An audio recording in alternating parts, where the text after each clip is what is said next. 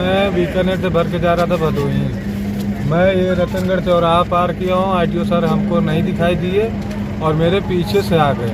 अब पीछे से आए तो हमको आवाज़ दिए तो हम ये पंप के पास में साइड में लगा दिए।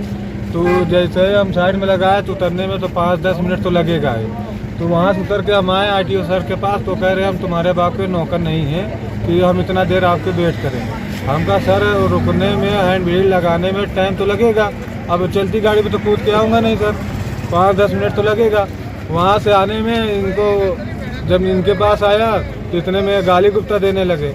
जब गाली गुप्ता देने लगे तो हमका सर गाली गुप्ता न दीजिए, आपको चालान करना है तो आप चालान कर दीजिए। आपको जो चालान करना है, मैंने तो न गाड़ी भगाया हूँ न कोई हमारा वो है।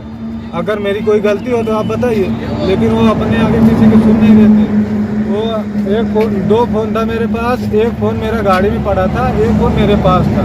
तो मैं एक फ़ोन वहीं में रखा था। तो जैसे ही वो गाड़ी में बात किए तो आगे एक हाथ मार दिए गाड़ी में। मारने के बाद वैसे ही अपने सिपाही को मेरे गाड़ी में भेज के गाड़ी ऐसे घुमा के फटाक से पंप के पास घुमा के सीधा ले जाके बाड़े में बंद कर दिए। वो मोबाइल वहाँ चला गया। दूसरा वाला फ़ोन था तो मैं कहा सर बोले कि 15,000 का चालान हुआ। अब कहा दीजिए सर, मैं अपने सेठ से बात करूँ देखिए चालान हुआ है कि नहीं हुआ। सेठ के पास मैं फ़ोन लगाने का, से वो हमारा फ़ोन नहीं दे रहे थे। तो हम कहा फ़ोन नहीं देंगे तो कैसे पता चलेगा। तो वही में गाली गुप्ता देने लगे, मोबाइल छीन लिए। फिर उसके बाद हमको मारने लगे। फिर हमने कहा सर मारिए मत, आपको जो चालान करना है आप चालान करिए। उसके बाद मैं वहाँ से आया, मैं कहा सर मैं रोजे से हूँ, आपको चालान करना है आप कर दीजिए, मेरा वैसे भी रोज़ा सारा दिन का रहेगा।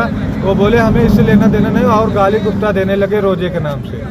उसके बाद फिर यहाँ पे आया, बात करते करते वो उसने हमको इतना मारा। उस पीछे से सिपाही आया, उसने मुझे पकड़ लिया। मैं अपना मोबाइल भी छीन रहा था। हमको सर मेरा मोबाइल दे दीजिए, मेरा फ़ोन नहीं दिए। उसके बाद यहाँ पे ये देखिए, यहाँ पे मारे हैं, ये खून पड़ा है। यहाँ पे ऐसे बात करते करते वो एकदम सीना तान के उल्टा सीधा बोलते थे। हम ही नहीं थे, पंप के मालिक थे, होटल वाले थे, सब लोग थे, लेकिन वो किसी की नहीं सुन रहे थे, सिर्फ अपने अलावा। और ना बुरा मारे कि मेरा सर ये देखिए यहाँ फूट गया है और मेरा चक्कर आने लगा। मेरा खून इतना ज़्यादा गिरने लगा, पूरा ये देखिए पूरा खून ही खून था और मुझे इतना पूरा अंधेला दिखने लगा। तब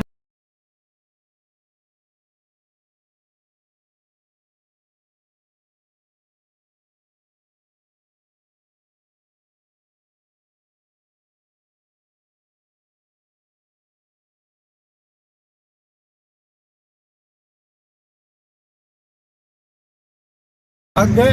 वहाँ जाने के बाद मुझे पता नहीं था, लेके गए हॉस्पिटल में। मैं बेहोश हो गया, हॉस्पिटल में गया, मेरा एडमिट वो भी हुआ, वहाँ दवा ववा लिए। उसके बाद आया सादे पन्ने में, ये मुझसे ज़बरदस्ती साइन करवा दिया। खाली पेज था, उसमें साइन करवा लिया। मैंने पूछा सर इसमें क्या के लिए आप साइन करवा रहे हैं, इसमें क्या है, हम साइन न करेंगे। कहे नहीं इसमें साइन करना पड़ेगा। अब वहाँ से उस समय मेरे पास कोई आदमी नहीं था, ना कोई मेरे साथ में खड़ा था, मैं ही अकेला था। इसके वजह से मैं वहाँ से, उसके बाद फिर वहाँ से चला आया।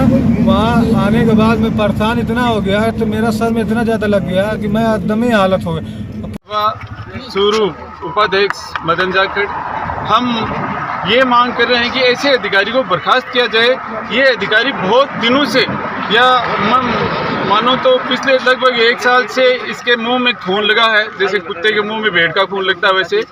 और सभी व्हीकल्स को ये परेशान करता है, कोई बारात वालों को, कोई और को, कई बीमार, यहाँ तक कि बीमार जो व्हीकल जाते हैं उनसे भी इसने पैसे लिए हैं। ऐसे ऐसे उदाहरण हैं। और अगर पुलिस चाहे नहीं तो लोग डर के मारे इनके खिलाफ वो नहीं बोलते। बाकी यहाँ बहुत इनके इसके खिलाफ प्रूफ हैं, वो ले सकती है। और हमारी किसान सभा की ये मांग है कि इस अधिकारी को, इस इंस्पेक्टर को बर्खास्त किया जाए और ड्राइवरों के साथ और गरीब मजदूरों के साथ न्याय किया जाए। धन्यवाद।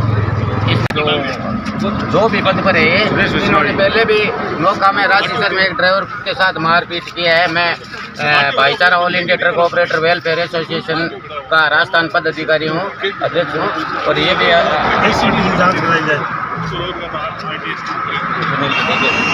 ये हमारे भाईचारा ऑल इंडिया ट्रक ऑपरेटर के टीम मेंबर हैं, अध्यक्ष हैं। और हमारे को जब पता चला, ड्राइवर भाई ने हमारे को फ़ोन किया सुबह कि ऐसे हमारे साथ मारपीट हुआ है, तब हमने पूरी टीम ने मिलकर इसको वापस बुलाया सिकर से और यहाँ आकर के आप मुकदमा दर्ज करवाने के लिए जा रहे हैं। पहले यहाँ आकर के चेक किया है कि कितनी इसके साथ मारपीट हुई, कितना खून गिरा है और क्यों मारा है इनको। मेरा कहना यही है कि कोई भी अधिकारी हो, परिवहन मंत्री का, चाहे वो आरटीओ इंस्पेक्टर हो, चाहे सिपाही हो, यदि हमारे ड्राइवर की गलती है तो आप चालान करो, लेकिन मारपीट का कौन सा मैटर है? मारपीट क्यों करते हो आप? और ये मामला मारपीट का ही है और अब हम एफआईआर दर्ज करवाने के लिए जा रहे हैं। हमारा अनुरोध एक ही अनुरोध है कि जितने भी आरटीओ अधिकारी हैं, आप इनकी सबकी आय की संपत्ति की जांच करें। आपको खुद पता लग जाएगा कि हालात क्यों बिगड़े हुए हैं। जो अधिकारी 2 साल पहले लगा है वो करोड़ों की प्रॉपर्टी लगा है, जो 10 साल पहले लगा है वो 400 करोड़ की प्रॉपर्टी ले रहा है। तो हालात बहुत ही ज़्यादा बिगड़े हुए हैं सड़कों पे। प्रशासन इनके साथ मिला हुआ है या इन प्रशासन को मालूम नहीं है, हम कह नहीं सकते, लेकिन हालात बहुत ही बुरे हैं सड़क के ऊपर। प्रशासन से अनुरोध है कि सख्त से सख्त कार्रवाई करें और संपूर्ण जांच करवाएं।